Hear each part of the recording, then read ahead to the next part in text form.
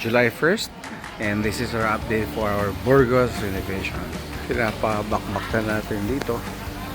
Yung mga yan, pinapabakbak na natin. Papalitan natin ng hindi nakakadulas. Sobrang dulas niyan eh. So pag nagpapalit tayo, abot na. Bibilin tayo para hanggang dun din.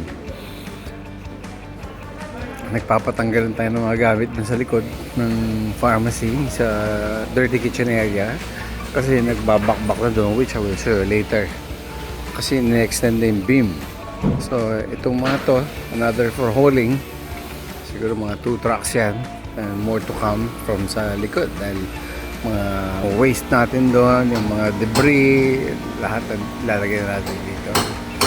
Ito, pansin nyo, pinapatanggal na natin itong hagdanan kasi as per our design, wala naman talagang hagdanan dyan. We will have a hallway, pag-akit dyan sa hagdan dito, hallway going towards the stairs dun sa door 3. Eventually this side, ito natanggalin din ang wall na yan.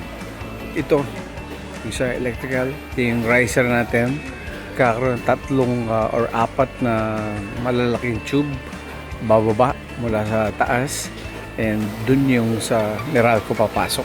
Tapos papasok dyan sa ilalim ng mga yan. Kapatanggalan natin yung mga forms doon, ayun, yung mga forms doon, nandun pa. Ito tanggal na para maayos na natin yung last remaining wooden supports na kailangan natin palitan.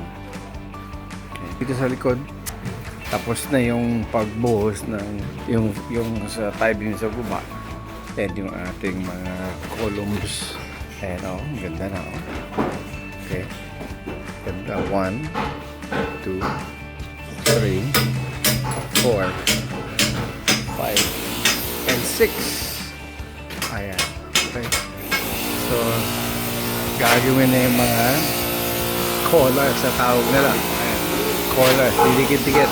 We'll have another view. Ito, ayan, more of the debris. Itatapon natin. Ito lahat yan. Lalabas yan. Para maluwag dito.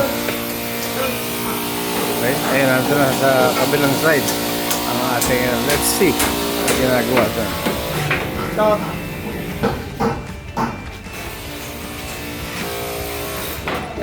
Alright, dito nagsasara tayo. Nagsasara tayo ng mga kisame na. Ilalagay natin ang ating kisame. Ito, dito yung umakyat, yung kuryente natin.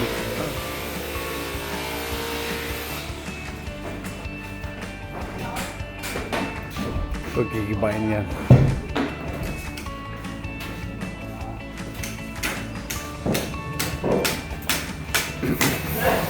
Yan. One works. Ganda. Ito, maglalagay din yan dyan. Ganda, tara-diretso yan hanggang dun. Ganda. Very good. Very good.